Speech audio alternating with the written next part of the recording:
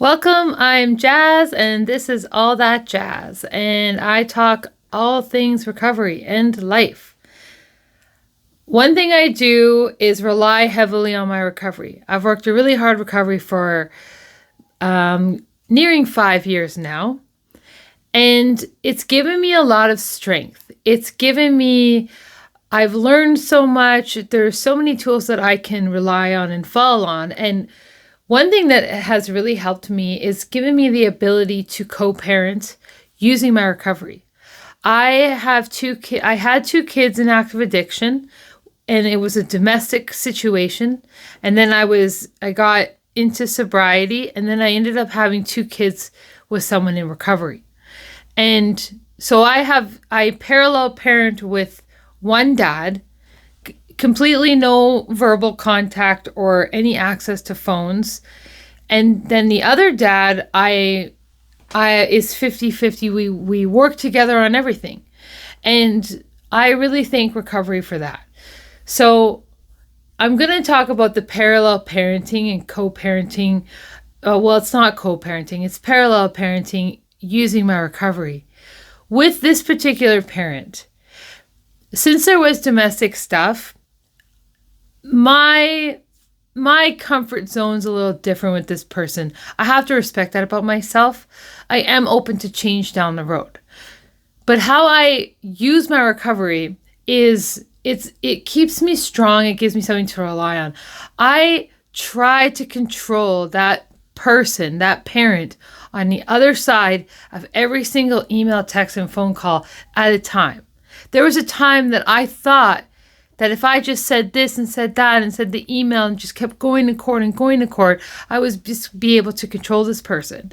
So the thing is that at the end of the day, they showed me where their values were and where they were able to show up as a parent. And then I really had to start acknowledging where they were at, what they could do, what that really was, accepting that.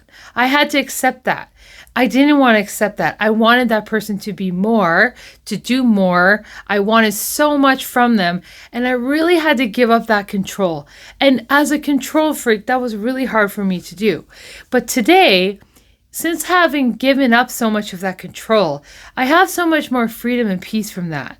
Like, I kind of know now that it only wrecked my peace and didn't do anything. So now I kind of work with what is for real. Like, what is the reality? I work with that and make my decisions based off that, not based on what I want and should be and how I think it should be and what is fair. I don't work with it like that. So in this parallel situation in recovery, I ask for what I need through emails, but I don't tell them things that I don't like or the things that I want them to do. I have some boundaries. That's a recovery tool. I have a third-party person that goes in between us for mostly everything, and I don't see this person. I have a third-party person that does the drop-offs and the pickups. So I have lots of things in place right now that have worked for years that I keep using and relying on, and that's just the story. That's just that worked for me. Like, I don't want to open up that door to see that person. Now, I do not say anything bad about the kids' dad to them at all, or even around them, because then that would be me participating in like parent alienation or my kids' self-esteem. Like, because I care so much about my kids' self-esteem, they will always love their other parent. They can't unlove them or not love them unless someone tells them not to love them. So he could be the worst person in the world and they would still love him. Like, it's like they can't unless they're made to or told to. And I don't want any part in hurting my kids' self-esteem. Now, I'm not a perfect parent. I'm sure sometimes I make big mistakes at home. But one way that I can control myself, because I can only control myself, I can't control that other parent, is I just try the best that I can and not be saying negative things about their father and not be saying negative things about him around them. Like, I try not to say too many adult things at all around my kids and just let my kids be kids. Like, that's their job. Like, so I really try to protect that as a mom. Like, I try to keep their childhood as a sacred place of memories and growing for their entire life to come. Like, I realize that my children's this time of learning and growth is so valuable to them. Like, everything just goes in and is being imprinted. Like, tools they don't even know that they're gaining right now are being made inside of them.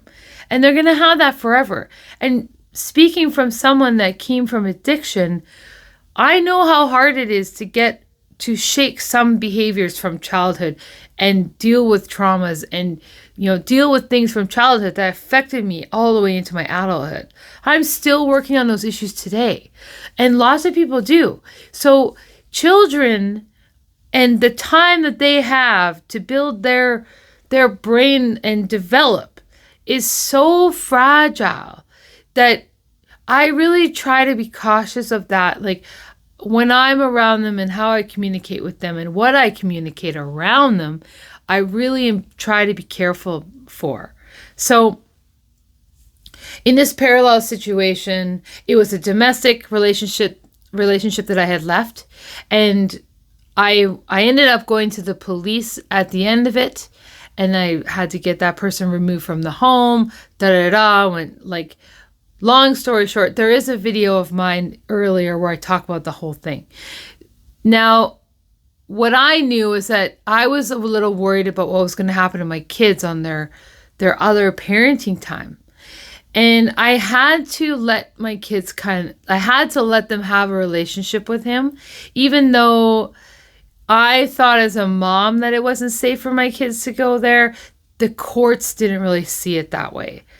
They just see it as, well, they're not really getting beaten. They're not really getting this or that, or it's not, because there's other kids getting it worse. We don't really recognize this as serious.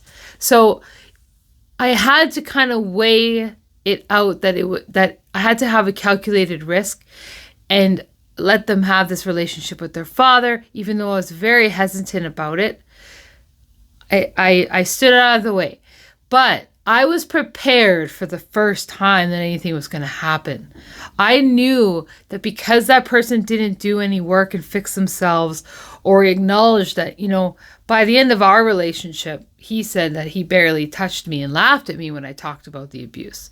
So, the reality changed, and thank God I stopped believing his version and started to try to believe my own and got out of that relationship.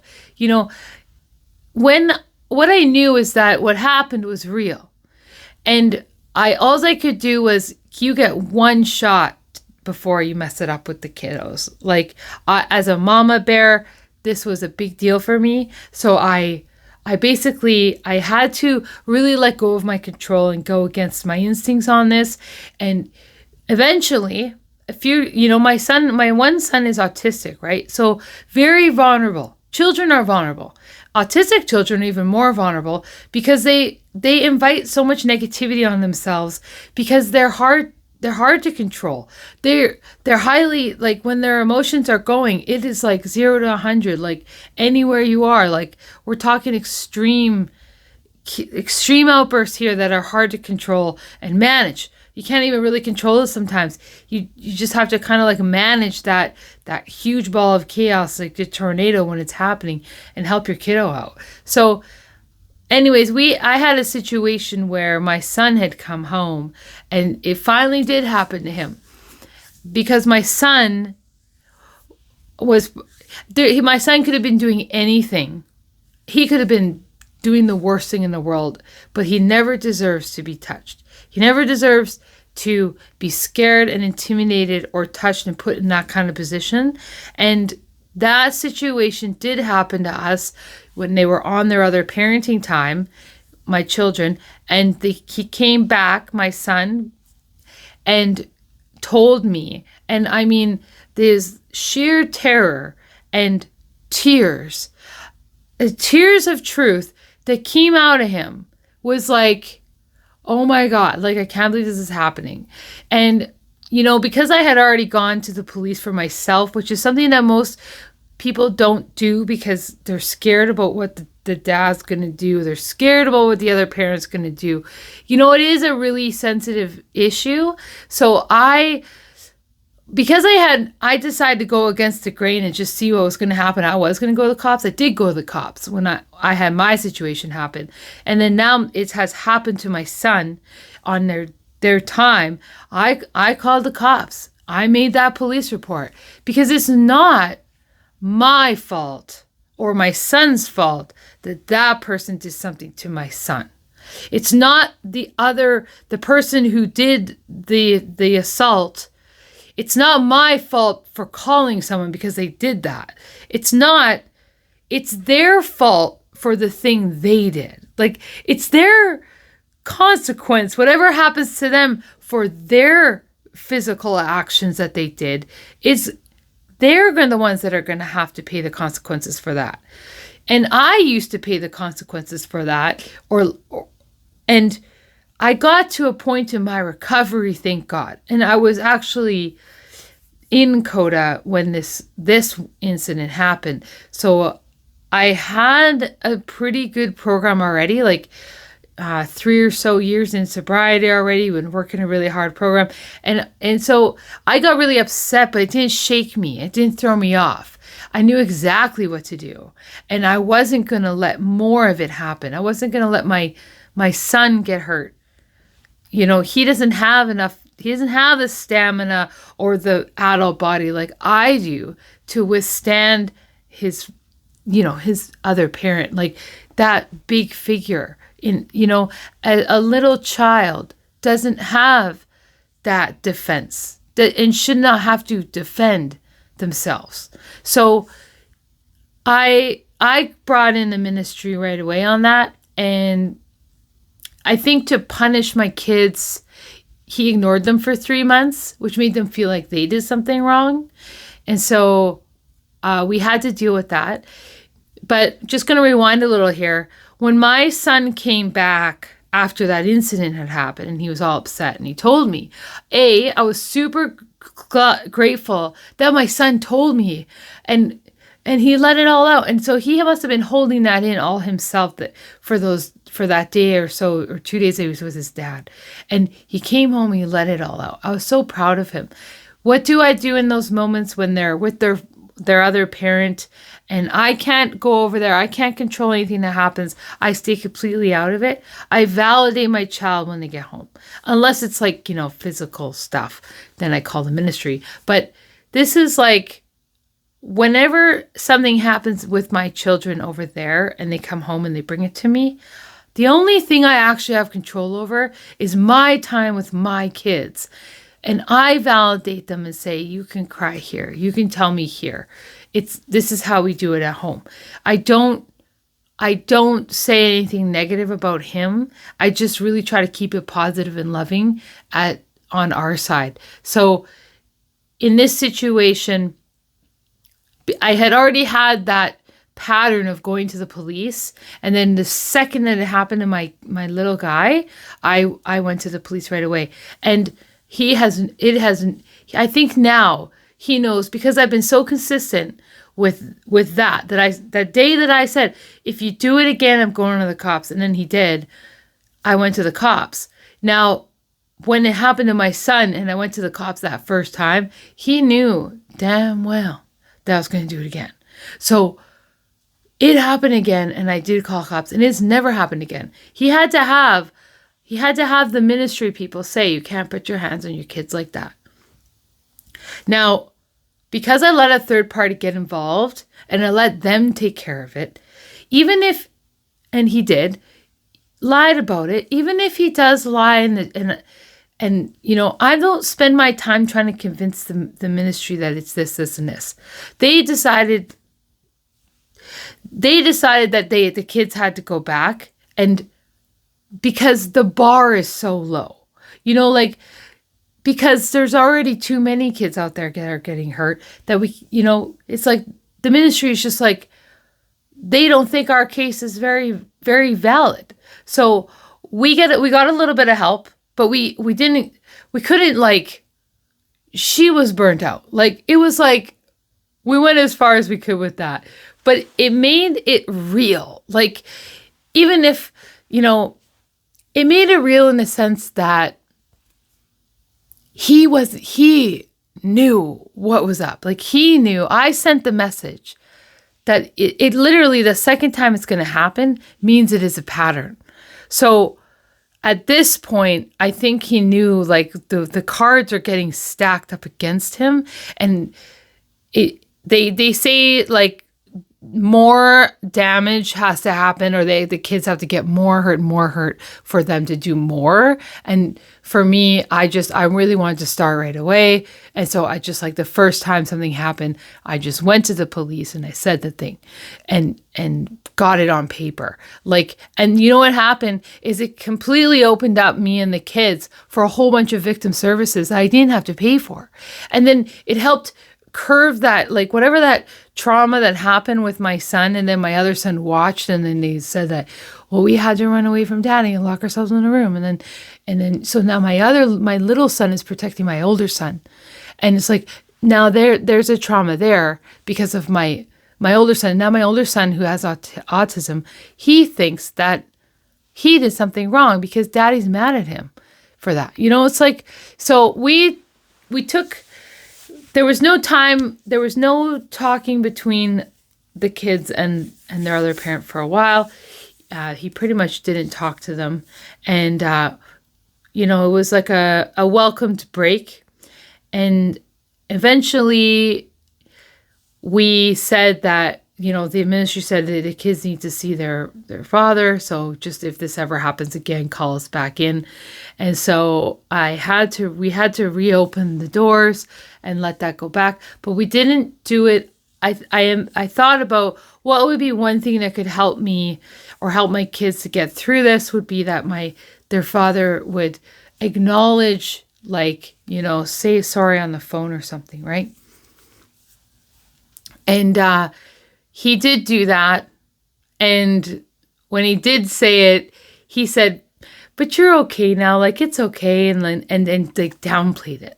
And so when you do that, you normalize a situation that's not normal. And my son goes, yeah, well, it did hurt. Like, my son knew. I'm so proud of my son for that. So the thing is that I didn't really get all the results that I wanted, but I used my recovery that kept me strong.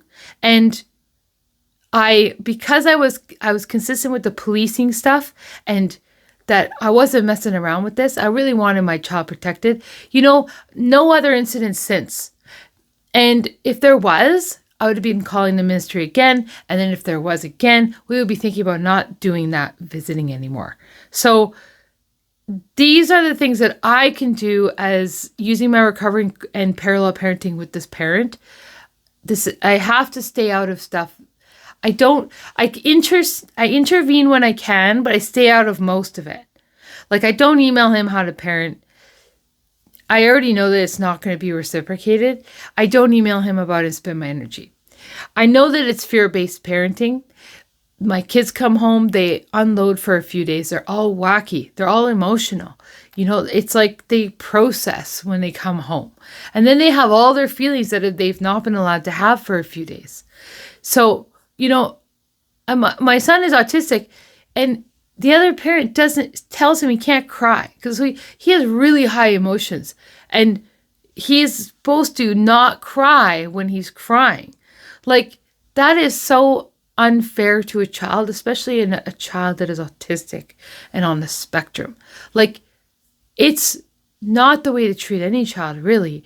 But what I do is I validate him as much as I can, and I don't like the situation. But I'm not going to change that person. I'm never going to change that person. That person doesn't see anything wrong. Like, when they ask for stuff and they don't say please the first time, not even any encouragement or direction as to remember to say please and thank you. And what they get is like, too late, too late for you. It's like my kids know that when they go over there, they survive and get through. And then when they come home, they get to be the way they want to be, and they get to have emotions, and I'll validate them there. But there's no crossover. So it's an unfair situation. And when they tell me about that, we only get one chance to remember to say their manners. And I just say like, oh, I'm sorry that's like that over there. Like that must not feel good. Like that's all I can do as a parent that's trying not to be controlling and spending my energy where it doesn't work, right? So I can only control the time that I have with my kids. This is a long one. Sorry, guys. But basically I try to keep my controlling issues to control myself and protect my kids the best that I can and give them the tools that they need to get through. But it's a situation that is bigger than me that I can't control. But I think that other parent knows how serious I am now. And I can't get them on board with the autism work and help and stuff like that, or involved in things, show up for things. So I have to let all that go. And I've also just had to grieve the fact that my kids don't have that father that I wish that they could have. Like they don't have that other parent around. Like pretty much since we left, they rarely see him, and that makes me sad because I see them missing out on having that father figure there. But I also try to have compassion for the fact that I don't know if he has the capacity. And he's shown that he and worse, I don't know if he's interested. So it's either he doesn't have the capacity or he's not interested. And I just have to let all that go. I have to give my kids to their higher power. I have to say a prayer when they're over there. And it's just like email stuff. And that's it. There's never talk about life, emotions, what I think about a situation.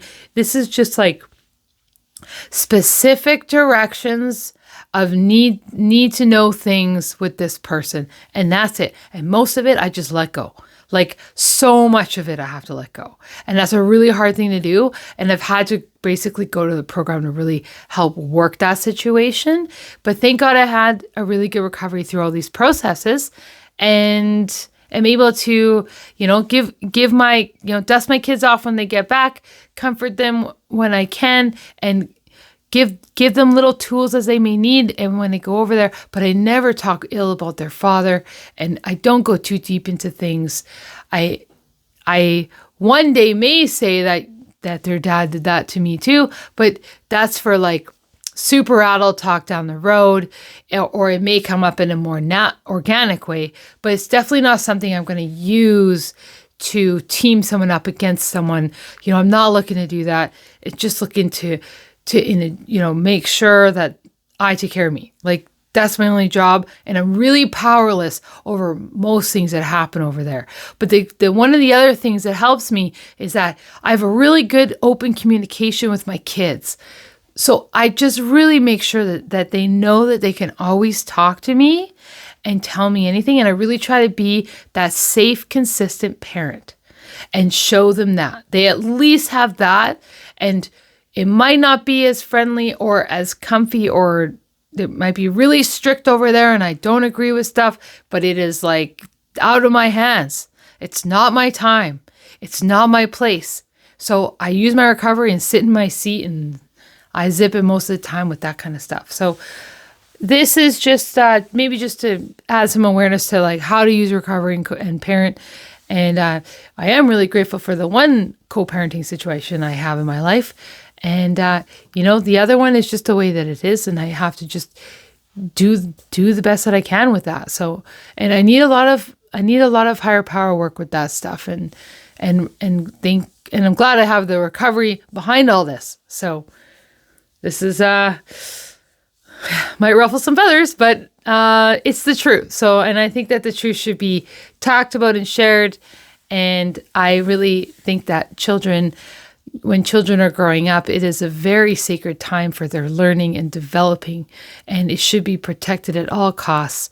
And I can only control what I can control, and pretty much that's just me and what I can do for the kiddos. So yeah, thanks for being here and thanks for listening. I really appreciate it, and I hope to see you back at the next one. So thanks, guys. Bye.